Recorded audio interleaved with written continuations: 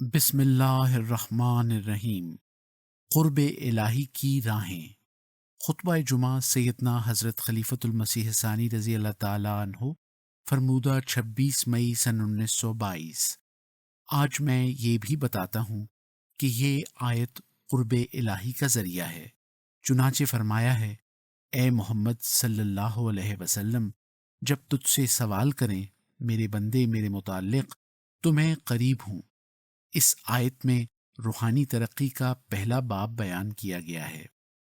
تشہد و تعوذ اور سورہ فاتحہ کی تلاوت کے بعد مندرجہ ذیل آیت تلاوت فرمائی۔ وَإِذَا سَأَلَكَ عِبَادِي أَنِّي فَإِنِّي قَرِيبٌ أُجِيبُ دَعْوَةَ الدَّاعِ إِذَا دَعَانِ فَلْيَسْتَجِيبُوا لِي وَلْيُؤْمِنُوا بِي لَعَلَّهُمْ يَرْشُدُونَ۔ سورہ بقرہ آیت 187۔ اور فرمایا، رمضان کا یہ آخری جمعہ ہے، اگر اللہ تعالیٰ نے چاہا تو جن لوگوں کو توفیق ملی وہ 1 یا 2 روزے اور رکھیں گے۔ اس کے بعد پھر رمضان کس پر آئے گا اور کس پر نہیں آئے گا، اس کا علم سوائے اللہ تعالیٰ کے کسی کو نہیں، اور کس کو آئندہ رمضان میں روزے رکھنے کا موقع ملے گا یہ بھی اسی کو معلوم ہے۔ اس لیے اس رمضان سے جتنا بھی فائدہ حاصل ہو سکے اٹھانا چاہیے۔ رمضان انسان کے لیے روحانی برکات اور ترقیات کا موجب ہے۔ اگر ان طریقوں کو استعمال کیا جائے جو رمضان میں رکھے گئے ہیں تو انسان بہت نفع اٹھا سکتا ہے۔ آج میں ایک آیت پڑھ کر جو رمضان شریف کے متعلق ہے کچھ بیان کرنا چاہتا ہوں۔ یہ آیت جو میں نے پڑھی ہے اس کے پہلے اور بعد روزے کا ذکر ہے۔ اس سے معلوم ہوا کہ یہ آیت روزوں کے متعلق ہے۔ یہ آیت یہاں بے جوڑ اور بے موقع نہیں۔ قرآن کریم میں کوئی لفظ بھی بے موقع نہیں رکھا گیا۔ جس لفظ کو خدا تعالیٰ نے جہاں رکھا ہے اس کے تعلق کی وجہ سے رکھا ہے اور اس کی مناسبت کے باعث رکھا ہے۔ آیات قرآنی یوں ہی پراگندہ طور پر پھینک نہیں دی گئیں۔ بس اس آیت کا رمضان سے خاص تعلق ہے۔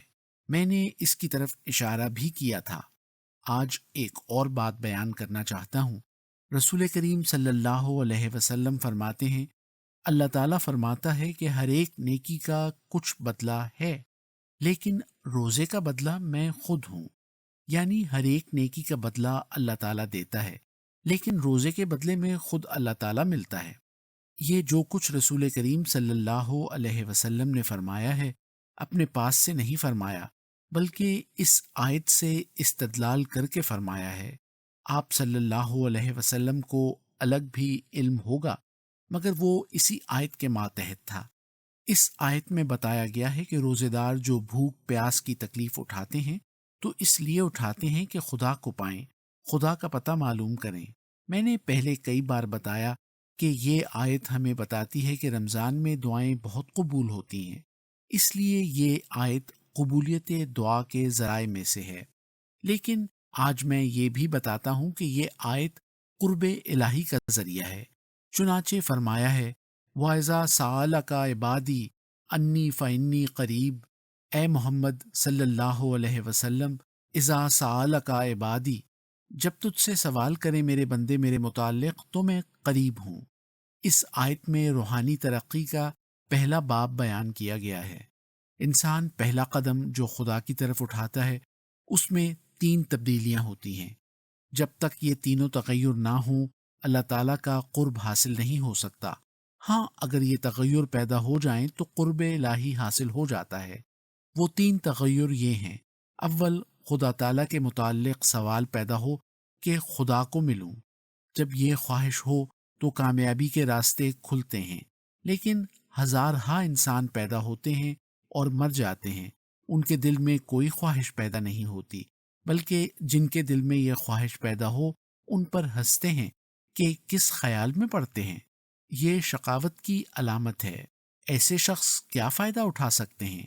بس پہلے کسی چیز کی خواہش پیدا ہونی چاہیے۔ یہاں جو ولایت سے نو مسلمہ آئی ہوئی ہیں، میں نے ان سے پوچھا کہ تم نے عیسائی مذہب چھوڑ کر اسلام اختیار کیا، اس کی کیا وجہ ہے؟ کیوں نہ تم نے یہ خیال کیا کہ عیسائی مذہب جب جھوٹا ثابت ہوا تو سب مذاہب ہی جھوٹے ہیں؟ انہوں نے جواب دیا کہ میری عقل مجھے بتاتی تھی کہ کوئی نہ کوئی مذہب ضرور ہونا چاہیے، کیونکہ سچائی ہے ضرور، خواہ وہ عیسائیت میں نہ ہو۔ اس لیے مجھے اسے ڈھونڈنا چاہیے، اور وہ مجھے اسلام میں نظر آئی۔ تو پہلا سوال یہی ہوتا ہے کہ جو کسی چیز کی طرف انسان کو متوجہ کرتا ہے کہ مجھے کسی چیز کی تلاش کرنی چاہیے، جب یہ خواہش پیدا ہو جاتی ہے تو اس سے علم کو ترقی ہوتی ہے۔ پھر خدا تعالیٰ فرماتا ہے، دوسرا تغیر یہ ہونا چاہیے، سآلہ کا، تجھ سے اے محمد صلی اللہ علیہ وسلم پوچھیں، یعنی ہدایت پانے والے اور خدا کو تلاش کرنے کے لیے محمد صلی اللہ علیہ وسلم کی طرف جانا اور آپ سے دریافت کرنا ضروری ہے۔ یہ دو تغیر ہوئے، اول یہ کہ سوال کی خواہش پیدا ہو کہ مجھے کچھ پوچھنا اور تلاش کرنا ہے، دوسرے اس سے پوچھے جو واقف ہے۔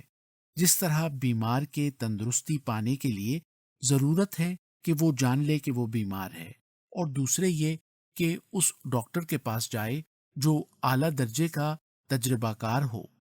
تیسری بات جو قرب الہی کے لیے ضروری ہے وہ یہ ہے کہ ان کا سوال غنی ہو، یعنی ان کی غرض محض خدا تعالیٰ کو پانا ہو۔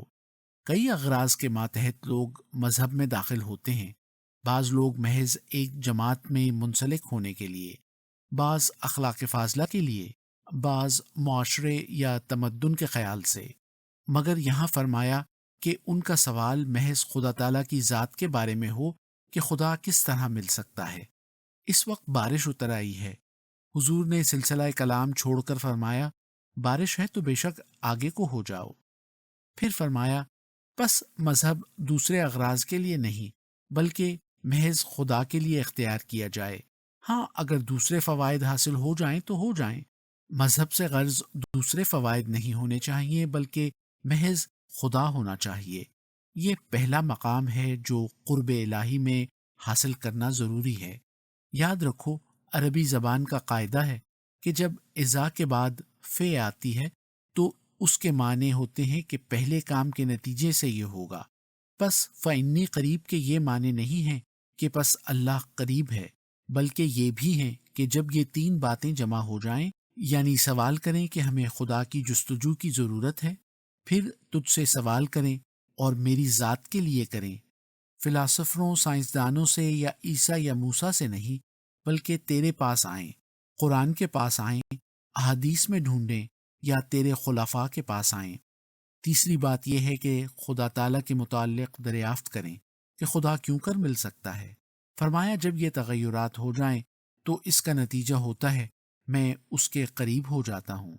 کسی کو یہ غرض نہ ہو کہ مال مل جائے، یہ خواہش نہ ہو کہ جماعت مل جائے، بلکہ خدا کی تلاش ہو، تو ان تینوں باتوں کے نتیجے میں قریب ہو جاتا ہوں۔ یہ پہلا مقام ہے۔ پھر فرمایا، اجیب دعوت الداعی اذا دعان۔ اس کے بعد لازمی نتیجہ کیا ہے اور طبعی نتیجہ کیا نکلتا ہے؟ آپ لوگوں میں سے بہت سے لوگ جنگلوں میں نہیں گئے ہوں گے، مگر میں گیا ہوں۔ جب کوئی ساتھی دور چلا جاتا ہے تو پھر انسان اس کی تلاش کرتا ہے۔ کوئی شخص ملے تو اس سے پوچھتا ہے کہ کیا ایسی شکل، ایسی ٹوپی، ایسے قد کا آدمی تو تم نے نہیں دیکھا ہے؟ جب وہ کہتا ہے کہ ہاں دیکھا ہے اور قریب ہی جاتا ہے تو انسان بے اختیار ہو کر آواز دیتا ہے، او نور محمد، مثلاً اس کا نام نور محمد ہے، تو فوراً اس کو پکارتا ہے کہ وہ اور آگے نہ چلا جائے، اور وہ آگے سے جواب دیتا ہے، ادھر آ جاؤ، میں یہاں ہوں۔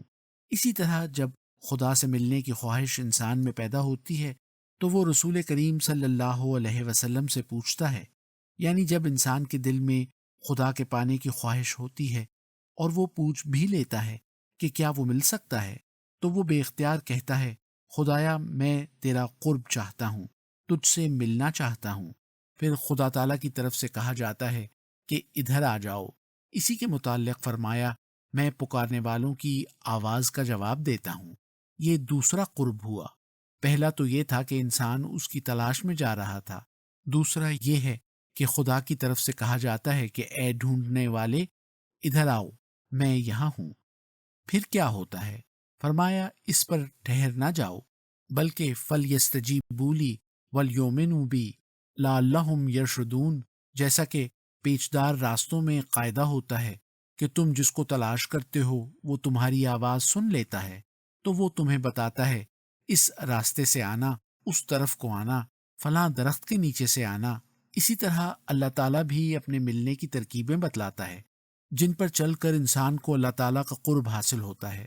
مثلا اللہ تعالیٰ نیک اعمال کے رستے بتاتا ہے، نیک سلوک کے مواقع بہم پہنچاتا ہے، کوئی فقیر اس کے پاس بھیج دیتا ہے کہ اس سے نیک سلوک کرے اور ثواب حاصل کرے، تبلیغ کا کوئی موقع بہم پہنچا دیتا ہے۔ اس کے متعلق یہ ضروری نہیں کہ الہام ہی خدا تعالیٰ کی طرف سے ہو، بلکہ نیکی کرنے کے مواقع انسان کے سامنے آنے لگتے ہیں۔ اس وقت انسان کو چاہیے کہ ان تحریکات کو قبول کرے، خواہ وہ اندرونی ہوں یا بیرونی۔ پھر فرمایا وَلْيُؤْمِنُوا بِي، مجھ پر توکل اور بھروسہ بھی رکھیں، اس کا نتیجہ یہ ہوگا کہ مجھ تک پہنچ جائیں گے۔ اس طرح رویت کا مقام حاصل ہوگا اور وصال کا مقام مل جائے گا۔ پہلی حالت تو سماعی تھی، سنا تھا کہ خدا مل سکتا ہے۔ دوسری یہ ہے کہ خدا تعالیٰ کی طرف سے کہا جاتا ہے کہ ہاں میں قریب ہوں۔ تیسرا یہ کہ خدا تعالیٰ اپنے قرب کے پانے کے رستے کھولتا ہے، نئے نئے مواقع پیدا کرتا ہے۔ اگر انسان ان کو استعمال کرے اور خدا پر توکل رکھے تو ایک دن خدا تعالیٰ تک پہنچ جاتا ہے۔ اس آیت میں قرب الہی کے یہ 3 مدارج بتائے گئے ہیں۔ ہماری جماعت کے لوگوں کو خدا کے فضل سے پہلا موقع تو مل گیا کہ اول ہم خدا کی تلاش میں ہیں، دوسرے ہم نے مولویوں سے نہیں پوچھا بلکہ ایک نبی سے پوچھا ہے، تیسرے سوال بھی خدا تعالیٰ ہی کے متعلق کیا ہے کہ ہمیں خدا کے قرب کی راہ بتائے۔ اللہ تعالیٰ کے فضل سے ہمیں اس رمضان میں موقع بھی دعاؤں کا خوب مل گیا، اور قریباً ہر ایک شخص نے یہی دعا کی ہوگی کہ خدایا میں تیرا قرب چاہتا ہوں۔ اب اگلا مرحلہ یہ ہے کہ خدا کی طرف سے نیکی اور ثواب حاصل کرنے کے لیے جو مواقع نکالے جائیں گے ان پر ہمیں عمل کرنا چاہیے، کیونکہ ان سے ہمیں قرب الہی حاصل ہوگا۔ ہمیں مشکلات بھی درپیش ہوں گی مگر ان کا نتیجہ کامیابی ہوگا، کیونکہ جیسا کہ کہا گیا ہے ہر بلا کی قوم را حق دادے است، زیر آں گنج کرم بن ہادے است۔ پس اب اگر سلسلے کے لیے مشکلات برداشت کرنی پڑیں تو ہمیں پہلو تہی نہیں کرنی چاہیے، بلکہ ہمیں اپنی قربانیوں سے اس آواز پر لبیک کہنا چاہیے، کیونکہ تم نے آوازیں دیں، دعائیں کی ہیں کہ خدایا ہم تجھ سے ملنا چاہتے ہیں، اور ان دعاؤں کی قبولیت کے لیے الہام کی ضرورت نہیں بلکہ نیکیوں کے راستے بتلانا بھی ہے۔ ان دعاؤں کے بدلے میں تمہیں نیک کام کرنے کے مواقع ملیں گے، اس لیے تم ہوشیار ہو جاؤ اور چوکس ہو جاؤ، تا ایسا نہ ہو کہ وہ مواقع آئیں اور تم انہیں غفلت میں گزار دو۔ ایسا نہ ہو کہ تمہاری مثال اس شخص کی مانند ہو جو اپنے ساتھی کو پکارتا ہے لیکن جب وہ آتا ہے تو یہ وہاں سے ہٹ جاتا ہے، یا اس کی مانند ہو جو اپنے دوست کے دروازے پر دستک دیتا ہے مگر جب اس کا دوست آتا ہے تو یہ وہاں سے ہٹ کر دوسرے مکان کے دروازے پر چلا جاتا ہے یا سو جاتا ہے۔ تم نے خدا کی تلاش شروع کی ہے اور محمد صلی اللہ علیہ وسلم سے اس کے متعلق سوال کیا ہے اور خدا کی نسبت کیا ہے۔ تم نے روزے رکھے اور راتیں جاگ کر گزاری ہیں، اس لیے کہ تمہارے لیے خدا کے قرب کی راہ کھل جائے۔ تم نے آوازیں دی ہیں، اب تمہارا فرض ہے کہ نیکی کے جو مواقع تمہارے لیے بہم پہنچیں ان سے فائدہ اٹھاؤ۔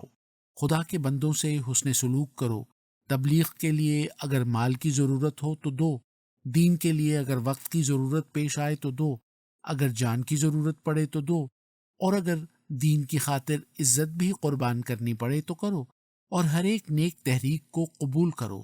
جب یہ حالت ہوگی تو کیا ہوگا؟ خدا کا قرب حاصل ہوگا۔ یہ انتہائی قرب نہیں، قرب کے بھی مدارج ہیں۔ خدا تعالیٰ کی ذات بے انتہا ہے، اس لیے اس کے قرب کی راہیں بھی کھلتی رہتی ہیں۔ یہ قرب الہی جو اس آیت میں بتایا گیا ہے پہلا مقام قرب ہے۔ اس کے بعد شک اور تردد کی حالت جاتی رہتی ہے، بلکہ اس کے بعد تسلی اور اطمینان کی زندگی ہوتی ہے۔ جب اس پر چلو گے تو اور زیادہ سے زیادہ اس کے قرب کی راہیں کھلیں گی۔ یہ اطمینان کا رستہ ہمیں رمضان میں بتایا گیا ہے، اس پر چل کر فائدہ اٹھاؤ تا اطمینان کی زندگی پاؤ۔ الفضل 5 جون سن 1922۔